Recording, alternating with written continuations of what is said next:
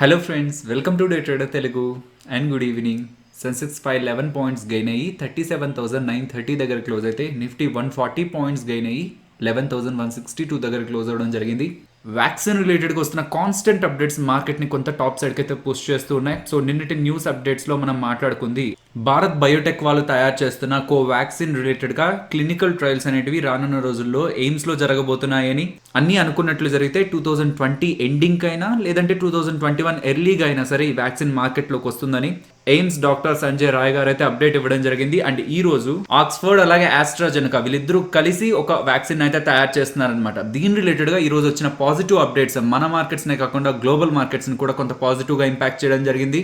Oxford and అలాగే ఆస్ట్రాజెనకా వాళ్ళు తయారు చేస్తున్న ఈ వ్యాక్సిన్ సక్సెస్ఫుల్ గా phase 1 and phase 2 clinical trials complete చేసుకొని ఫేజ్ 3 క్లినికల్ ట్రయల్స్ వైపు వెళ్తుందని, అండ్ ఈ phase 1 and phase 2 clinical trials లో ఈ వ్యాక్సిన్ ఏ హ్యూమన్స్ మీద అయితే టెస్ట్ చేశారో వాళ్ళందరూ కూడా చాలా సేఫ్ గా ఉన్నారని, అండ్ ఈ వ్యాక్సిన్ ఇచ్చిన తర్వాత వాళ్ళలో మంచి రెస్పాన్స్ వచ్చిందని ఎలాగైతే మెడికల్ జర్నల్ అయినా ద ల్యాన్సెట్ లో పబ్లిష్ అవ్వడం జరిగింది. ఇక్కడ ఒక ఇంపార్టెంట్ థింగ్ అయితే మనం గుర్తుపెట్టుకోవాలి. మన ఇండియాలో కోవాక్సిన్ ని తయారు చేసి రానున్న రోజుల్లో క్లినికల్ ట్రయల్స్ కి వెళ్తున్న భారత్ బయోటెక్ వాళ్ళు కానివ్వండి, అండ్ నెక్స్ట్ క్యాడిలా వాళ్ళు తయారు చేస్తున్న వ్యాక్సిన్ కానివ్వండి, ఇవేవి కూడా ఫేజ్ 1 అలాగే ఫేజ్ 2 క్లినికల్ ట్రయల్స్ అయితే కంప్లీట్ చేసుకోలేదు. అండ్ అక్కడ పాజిటివ్ డేటా కూడా ఇంకా మనకి ఎస్టాబ్లిష్ అయితే కాలేదు. బట్ యుఎస్ బయోటెక్నాలజీ కంపెనీ అయినా మోడర్నా వాళ్ళు తయారు చేస్తున్న వ్యాక్సిన్, అలాగే ఆక్స్ఫోర్డ్ అలాగే ఆస్ట్రాజెనకా వాళ్ళు కలిసి తయారు చేస్తున్న వ్యాక్సిన్, ఈ రెండు కూడా ఫేజ్ 1 అలాగే ఫేజ్ 2 క్లినికల్ ట్రయల్స్ దాటి ఫేజ్ 3 క్లినికల్ ట్రయల్స్ వైపు అయితే వెళ్తున్నాయి. అండ్ ఈ ఫేజ్ 1 అలాగే ఫేజ్ 2 క్లినికల్ ట్రయల్స్ లో పాజిటివ్ డేటా ఎస్టాబ్లిష్ అయింది. అంటే ఎవరికైతే ఇది వ్యాక్సిన్ ఇచ్చారో వాళ్ళంతా కూడా కొంత సేఫ్ గానే ఉన్నారన్న డేటా అయితే వీళ్ళు పబ్లిష్ చేసుకోవడం అయితే జరిగింది. అండ్ దీని రిలేటెడ్ గా further updates serum institute India వాళ్ళైతే ఇవ్వడం జరిగింది. ప్రెసెంట్ మాకు వస్తున్న డేటా ప్రకారం వ్యాక్సిన్ ఎవరైతే తీసుకుంటున్నారో, అంటే ఎవరికైతే ఇచ్చామో ఈ వ్యాక్సిన్ అనేది, వాళ్ళు చాలా సేఫ్ గా ఉన్నారు. కాబట్టి అనుకున్నట్టు జరిగినట్లయితే by 2020 December 300 to 400 million batches of vaccine ని మేము మ్యానుఫ్యాక్చర్ చేసేందుకు రెడీగా అయితే ఉన్నాం. అండ్ నెక్స్ట్ 48 అవర్స్ లో DCGI drug controller general of ఇండియాకి రిక్వెస్ట్ అయితే చేస్తాం.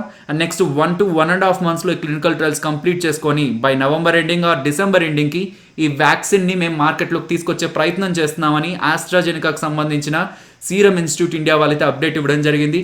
ఓవరాల్ ఈ అప్డేట్స్ అన్నింటినీ కూడా మనం ఒకసారి సమరైజ్ చేసినట్లయితే ఇక్కడ నుంచి ఒక 15-20 డేస్ బ్యాక్ కూడా ఈ వ్యాక్సిన్ రిలేటెడ్గా phase 1, phase 2, phase 3 clinical trials ని కంప్లీట్ చేసుకొని ఈ వ్యాక్సిన్ డెవలపర్స్ ఎప్పుడు మార్కెట్లోకి వ్యాక్సిన్ ని తీసుకొస్తారు, దానికి చాలా టైం పడుతుంది అనే ఒక ఒపీనియన్ నుంచి ఎవరైతే వ్యాక్సిన్ ని తయారు చేస్తున్నారో డెవలప్ చేస్తున్నారో వీళ్ళంతా కూడా బై 2020 ఎండింగ్ ఆ 2021 ఎర్లీ అనే రిపీటెడ్ కామెంట్స్ చేస్తూ ఉండడం కూడా చాలా క్విక్ గానే వ్యాక్సిన్ మార్కెట్ లోకి వస్తుందని పాజిటివ్ హోప్స్ అయితే రైజ్ చేస్తూ ఉంది. బట్ ఈ నార్మల్ కేసులో ఒక వ్యాక్సిన్ ని డెవలప్ చేసి, అంటే కంప్లీట్ గా phase 1, phase 2, phase 3 clinical trials ని నార్మల్ ప్రాసెస్ లో కంప్లీట్ చేసి అది మార్కెట్ లోకి రావడానికి అయితే కొన్ని ఇయర్స్ అయితే పట్టేది. బట్ ప్రపంచం అంతా ఒక వ్యాక్సిన్ కోసం ఎదురు చూస్తూ ఉండేసరికి వీళ్ళకి కొన్ని ఎగ్జామ్షన్స్ ఇచ్చి ఈ ప్రాసెస్ ని కొంత షార్ట్ చేసే ప్రయత్నం అయితే రెగ్యులేటర్స్ అయితే చేస్తున్నారు. నెక్స్ట్ రొసారీ బయోటెక్ IPO గురించి మాట్లాడుకోవాలి ఫ్రెండ్స్. 320 అరౌండ్ నేను మీకు ఒక లింక్ అయితే టెలిగ్రామ్ లో ప్లేస్ చేయడం జరిగింది. సో ఒకవేళ మీరు రొసారీ బయోటెక్ IPO అప్లై చేసినట్లయితే ఆ లింక్ క్లిక్ చేసి మీరైతే చెక్ చేసుకోవచ్చు. ఆ లింక్ క్లిక్ చేసిన తర్వాత సెలెక్ట్ కంపెనీ అని ఉంటుంది, అక్కడ రొసారీ బయోటెక్ IPO అని క్లిక్ చేసి మీ పాన్ కార్డ్ నెంబర్ ని ఎంటర్ చేసి, నెక్స్ట్ ఇక్కడ మీకు ఏ నెంబర్ అయితే కనిపిస్తుందో ఆ నెంబర్ ని ఎంటర్ చేసి కింద సబ్మిట్ ని క్లిక్ చేసినట్లయితే మీకు IPO అలాట్ అయిందా లేదా అన్న డేటా అయితే కనిపిస్తుంది. మీకు IPO అలాట్ అయినట్లయితే మనీ డెబిట్ అవుతుంది. ఒకవేళ IPO అలాట్ అవ్వనట్లయితే మనీ రీఫండ్ అవుతుంది. మేబీ UPI ద్వారా చేసిన వాళ్ళకి కొంత లేట్ గా రీఫండ్ అవడానికి అయితే ఛాన్స్ ఉంది, కానీ ఓవరాల్ గా మనీ అయితే రీఫండ్ అవుతుంది. నెక్స్ట్ మెజెస్కో గురించి మాట్లాడుకోవాలి ఫ్రెండ్స్. చాలా ఇంట్రెస్టింగ్ గా ఉంటుంది ఇన్ఫర్మేషన్, కొంత ఫోకస్డ్ గా వినడానికి ప్రయత్నించండి. ఈ మెజెస్కోకి సంబంధించిన US సబ్సిడరీ, అంటే వీళ్ళ US బిజినెస్ ని $594 మిలియన్ కి అమ్ముతున్నారనమాట. సో ఇది పేరెంట్ కంపెనీ. ఈ మెజెస్కో అండర్ లో ఉన్న వీళ్ళ US బిజినెస్ లో 74% వాటాని వీళ్ళు హోల్డ్ చేస్తున్నారనమాట. US లో ఉన్న వీళ్ళ కంపెనీని $594 మిలియన్ పెట్టి ఒక ప్రైవేట్ ఈక్విటీ ప్లేయర్ అయితే కొనుక్కోబోతున్నారు. దాంట్లో 74% వాటా వీళ్ళకు ఉంది కాబట్టి ఆ $594 మిలియన్ లో $421 మిలియన్ ఇండియాకి సంబంధించిన మెజెస్కోకి రాబోతుంది అనమాట. సో ఇది చాలా పెద్ద అమౌంట్, బికాస్ వీళ్ళ బ్యాలెన్స్ షీట్ లో ఆల్మోస్ట్ 26 crores మాత్రమే ఉంది. కాకపోతే ఈ డీల్ కారణంగా వీళ్ళకి వస్తున్న $421 మిలియన్ అండ్ దాని తర్వాత దాంట్లోంచి ట్యాక్సెస్ అన్ని మనం తీసేయంగా కూడా 2,555 crores అది డైరెక్ట్ గా వీళ్ళ బ్యాలెన్స్ షీట్ లో యాడ్ అయిపోతుంది అనమాట. ఆల్రెడీ వీళ్ళ బ్యాలెన్స్ షీట్ లో 26 crores క్యాష్ ఉంది, బట్ ఆన్ ఆఫ్ సడన్ గా ఈ డీల్ ద్వారా 2,555 crores వచ్చి వీళ్ళ బ్యాలెన్స్ షీట్ లో యాడ్ అవడంతో అది ఓవరాల్ కంపెనీ వాల్యుయేషన్ ని ఇంపాక్ట్ చేస్తుంది అనమాట. సో ఈ డీల్ జరగకముందు వీళ్ళ షేర్ ప్రైస్ మీద ఎటువంటి ఇంపాక్ట్ లేదు, కానీ సో డైరెక్ట్ గా వీళ్ళ బ్యాలెన్స్ షీట్ లోకి 2555 crores వచ్చి యాడ్ అయ్యేసరికి company share price almost 850 rupees దగ్గరగా వాల్యూ అవుతుంది అనమాట.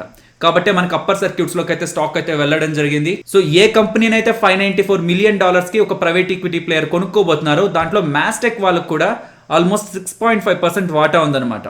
సో వీళ్ళకేమో 74% వాటా ఉంది, వీళ్ళకేమో 6% వాటా ఉంది ఫ్రెండ్స్. కాకపోతే మెజారిటీ అడ్వాంటేజ్ మెజెస్కోకే ఉంటుంది, బట్ మాస్టెక్ వాళ్ళకు కూడా కొంత అడ్వాంటేజ్ ఉంటుంది. కాబట్టి ఇంట్రాడే సెషన్స్ లో ఈ షేర్ ప్రైస్ కూడా మనకి రైజ్ అవడం అయితే జరిగింది.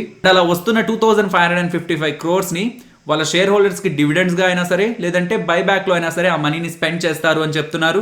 నెక్స్ట్ జూబిలెంట్ లైఫ్ సైన్సెస్ గురించి మాట్లాడుకోవాలి. వీళ్ళకి DCGI దగ్గర నుంచి ఒక అప్రూవల్ అయితే రావడం జరిగింది ఫ్రెండ్స్. రానున్న రోజుల్లో వీళ్ళు కూడా రెమ్డెసివిర్ ని తయారు చేసి బయట మార్కెట్ లో సెల్ చేయొచ్చు అనేలాగా drug controller general of India దగ్గర నుంచి వీళ్ళకైతే అప్డేట్ రావడం జరిగింది. ఆల్రెడీ మార్కెట్ లో సిప్లా, మైలాన్, హెటిరో వాళ్ళైతే ఉన్నారు. అండ్ రానున్న రోజుల్లో క్యాడిలా వాళ్ళు కూడా మేము రెమ్డెసివిర్ మ్యానుఫ్యాక్చర్ చేస్తామని ఆల్రెడీ అప్డేట్ అయితే ఇవ్వడం జరిగింది. బట్ స్టిల్ వాళ్ళకి ఇంకా కూడా పర్మిషన్ అయితే రాలేదు. So present Jubilant life sciences వాళ్ళకి అప్రూవల్ అయితే రావడం జరిగింది.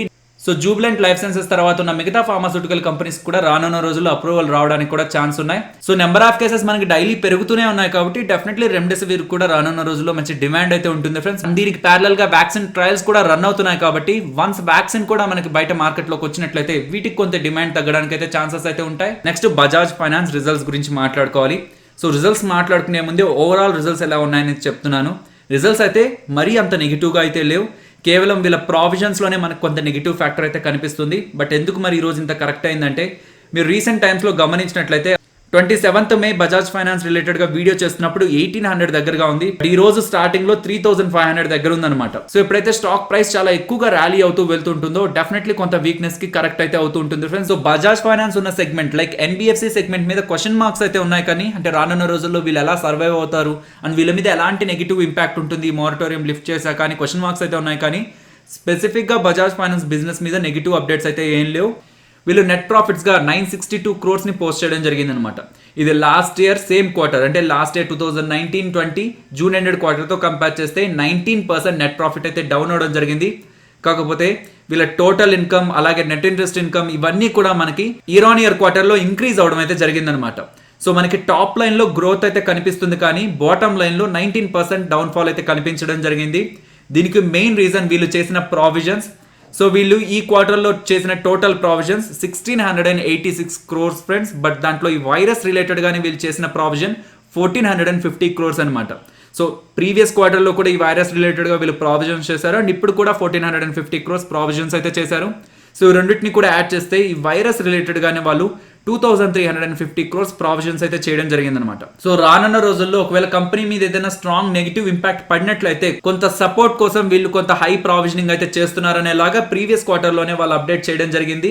అండ్ NBFC కానీ బ్యాంక్స్ కానీ పోస్ట్ చేసిన రిజల్ట్స్ లో మనం గమనించాల్సిన ఇంపార్టెంట్ పాయింట్, ఆ బ్యాంక్ ఆర్ NBFCకి రిలేటెడ్ గా ఉన్న మోరటోరియం బుక్ అనేది ప్రీవియస్ తో పోలిస్తే ఇప్పుడు ఎలా చేంజ్ అయింది అంటే ఈ బ్యాంక్స్ కానీ NBFCs కానీ ఎప్పటి నుంచో లోన్స్ ఇస్తూ వచ్చుంటాయి కదా. ఈ మోరటోరియం ఎప్పుడైతే RBI అనౌన్స్ చేసిందో ఎవరైతే మోరటోరియం కావాలనుకున్నారో ఈ NBFCs దగ్గరికి వెళ్ళి అడుగుంటారు కదా మాకు మోరటోరియం ఇవ్వండి అని. లాస్ట్ క్వార్టర్లో బజాజ్ ఫైనాన్స్ కి సంబంధించిన ఓవరాల్ అసెట్ అండర్ మేనేజ్మెంట్ లో 27% మోరటోరియంలో ఉంటే ఇప్పుడు 27% నుంచి ఆ మోరటోరియం తగ్గి 15.7%కి రావడం జరిగిందనమాట. ఇన్ నెంబర్స్ లో మాట్లాడుకుంటే లాస్ట్ టైం 38,599 crores అండర్ మోరటోరియంలో ఉంటే ప్రెసెంట్ అది కేవలం 21,705 crores గా మాత్రమే ఉంది. అండ్ వీళ్ళ అసెట్ క్వాలిటీ కూడా లాస్ట్ క్వార్టర్తో పోలిస్తే కొంత బెటర్ అవడమే జరిగింది ఫ్రెండ్స్. సో టోటల్గా అసెట్ క్వాలిటీ కూడా మనకి పాజిటివ్ గానే ఉంది. ఓవరాల్ బజాజ్ ఫైనాన్స్ మీద నేను పాజిటివ్ గానే ఉన్నాను. కాకపోతే రీసెంట్ టైమ్స్ లో మనకు స్టాక్ చాలా వరకు ర్యాలీ అవడం జరిగింది కాబట్టి కమింగ్ టైమ్స్ లో ఒక సిగ్నిఫికెంట్ కరెక్షన్ చూసుకొని మాత్రమే ఒకవేళ కొత్త వాళ్ళు ఎంటర్ అవ్వండి. రిస్క్ తీసుకోకూడదు. నేను మొత్తం NBFC బిజినెస్ ని వాచ్ చేశాక ఎంటర్ అవుతాను అనుకునే వాళ్ళు మాత్రం డిసెంబర్ ఎండ్ క్వార్టర్ లో మనకి వీటి రిలేటెడ్ గా ఫుల్ అప్డేట్ ఉంటుంది కాబట్టి ఆ పాయింట్ ఆఫ్ టైం వరకు కూడా వెయిట్ చేయడానికి అయితే ప్రయత్నించండి. Next Nifty and bank Nifty support and resistance మాట్లాడుకుందాం ఫ్రెండ్స్. మనం నిన్న మాట్లాడుకున్న రెసిస్టెన్స్ మీరు ఒకసారి గమనించినట్లయితే మనం మాట్లాడుకున్న నిఫ్టీ రెసిస్టెన్స్ 11,162 11,180 ఆ 20 పాయింట్ రేంజ్ నేను గమనిస్తున్నానని చెప్పాను. అండ్ ఈ రోజు నిఫ్టీ హైయెస్ట్ లెవెల్ మీరు చూసినట్లయితే 11,179 అంటే 11,180. So highest level and close అయిన లెవెల్ మీరు గమనిస్తే 11,162 అనమాట. అండ్ నిన్న మాట్లాడుకున్న రెసిస్టెన్స్ దగ్గరే బ్యాంక్ నిఫ్టీ క్లోజ్ అవడం అయితే జరిగింది. సో నిన్న మనం మాట్లాడుకున్న రెసిస్టెన్స్ 22,780 అండ్ ఈ రోజు క్లోజింగ్ 22,782. నిఫ్టీ సపోర్ట్ 11,070 దగ్గర గమనిస్తున్నాను అండ్ రెసిస్టెన్స్ ఇమీడియట్ గా అయితే సేమ్ రేంజే. ఒకవేళ ఇది బ్రేక్ అయితే మాత్రం ఫర్దర్ గా 11,380 దగ్గర గమనిస్తున్నాను friends. And next bank Nifty support 22,340 and resistance present ఉన్న లెవెల్ కంటే కూడా కింద ఇస్తున్నాను రెసిస్టెన్స్ అనేది 2 పాయింట్స్ కింద అయితే ఇస్తున్నాను. బట్ స్టిల్ ఒకవేళ ఓపెనింగ్ అనేది దీని కింద అయినట్లయితే నేను దీన్నే రెసిస్టెన్స్ గా గమనిస్తాను. ఒకవేళ ఈ లెవెల్ పైనే బ్యాంక్ నిఫ్టీ ఓపెన్ అయినట్లయితే 23,540 దగ్గర రెసిస్టెన్స్ అయితే గమనిస్తున్నాను. నెక్స్ట్ నిఫ్టీ ఆప్షన్ చైన్ గురించి మాట్లాడుకుందాం. 23rd July weekly expiry contract డేటాని జూలై మంత్లీ ఎక్స్పైరీ కాంట్రాక్ట్ డేటాతో కంపేర్ చేస్తూ ఏ లెవెల్స్ దగ్గర రెసిస్టెన్స్ అలాగే సపోర్ట్ ఉందో గమనించే ప్రయత్నం చేద్దాం. సో రీసెంట్ టైమ్స్ లో మీకు 11,000 అనేది ఇంపార్టెంట్ రెసిస్టెన్స్ అనుకుంటున్నాం అండ్ 11,000 కంటే 11,200 దగ్గర మంచి రైటింగ్స్ కనిపిస్తున్నాయి. నెక్స్ట్ 11,200 కి రెసిస్టెన్స్ షిఫ్ట్ అయింది అనుకుంటున్నాం అండ్ ప్రెసెంట్ 11,200 నుంచి 11,500 కి నెక్స్ట్ లెవెల్ ఆఫ్ రెసిస్టెన్స్ అయితే షిఫ్ట్ అవ్వడం అయితే జరిగింది. ఈవెన్ మనకి 11,300 దగ్గర కూడా కొంత సిగ్నిఫికెంట్ గా డేటా కనిపిస్తున్నా సరే మంత్లీ ఎక్స్పైరీ కాంట్రాక్ట్ డేటాతో కూడా మనం కంబైన్ చేసినప్పుడు 11,500 అనేది మనకు ఒక ఇంపార్టెంట్ రెసిస్టెన్స్ గా అయితే కనిపిస్తుంది. సో ప్రెసెంట్ ఉన్న లెవెల్స్ నుంచి మార్కెట్ సస్టైన్ అయ్యి టాప్ సైడ్ కి మూవ్ అవుతున్నట్లయితే నెక్స్ట్ ఇంపార్టెంట్ రెసిస్టెన్స్ 11,500 అవుతుంది. అండ్ ప్రెసెంట్ ఉన్న లెవెల్స్ నుంచి మార్కెట్ డౌన్ సైడ్ ఫాలో అవుతుంది అనుకుంటే 11,000 దగ్గర గమనించండి ఫ్రెండ్స్. ఇంట్రాడేలోనూ అండ్ ఓవరాల్ గా కూడా చాలా స్ట్రాంగ్ డేటా అయితే ఫామ్ అవడం జరిగింది. దాన్ని మీరు మంత్లీ ఎక్స్పైరీ కాంట్రాక్ట్ డేటాలో కూడా కన్ఫర్మ్ చేసుకోవచ్చు. 11,000 దగ్గర ఇంట్రాడేలోనూ అండ్ ఓవరాల్ గా కూడా అక్కడే స్ట్రాంగ్ ఓపెన్ ఇంట్రెస్ట్ అయితే బిల్డ్ అవడం జరిగింది అనమాట. ఫైనలీ ఇది ఫ్రెండ్స్ మన వీడియో నచ్చిందా? సో నచ్చినట్టయితే లైక్ చేయండి ఫ్రెండ్స్. అండ్ ఈ వీడియో మన వాళ్ళకి యూజ్ అవుతుంది అనుకుంటే తప్పకుండా షేర్ చేయండి. అండ్ మన ఛానల్ని సబ్స్క్రైబ్ చేయనట్లయితే మన ఛానల్లో ఉన్న కంటెంట్ చూడండి. ఇఫ్ ఆ కంటెంట్ మీకు నచ్చింది అనుకుంటే నేను ఛానల్ని సబ్స్క్రైబ్ చేసి పక్కనే వచ్చే బెల్ ఐకాన్ క్లిక్ చేయండి. మరొక ఇంట్రెస్టింగ్ వీడియోతో మళ్ళీ మీ ముందుకు వస్తాను. అంతవరకు టేక్ కేర్. జై హింద్.